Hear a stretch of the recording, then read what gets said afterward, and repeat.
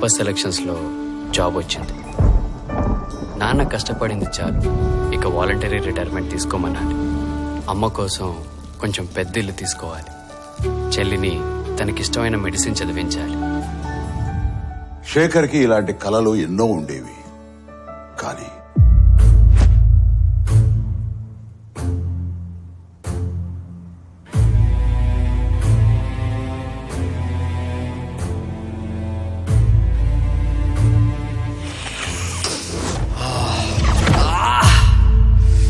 Drugs అలవాటయ్యాక శేఖర్కి తన కలలతో పాటు జీవితంలో మరెన్నో దూరం అయ్యాయి. అమ్మా, స్టోర్కి వెళ్ళొస్తానమ్మా. ఇలా ఒక్క శేఖరే కాదు, ఎందరో యువత యువకులు ఈ డ్రగ్స్ గా ఆకర్షితులై తమ జీవితాల్ని నాశనం చేసుకుంటారు.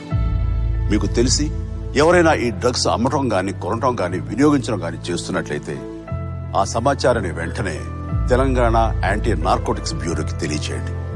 మీరు చేయాల్సిన ఫోన్ నెంబర్ 87-126-71111. మీ వివరాలు గోప్యంగా ఉంచబడతాయి. బాధితులను ఆ మత్తు నుండి దూరం చేయటమే వారి ఆశయం తప్ప శిక్షించడం కాదు. డ్రగ్స్ రహిత సమాజమే లక్ష్యంగా సాగుతున్న మన తెలంగాణ ప్రభుత్వ సంకల్పంలో నాతో పాటు మీరు చేతులు కలపండి.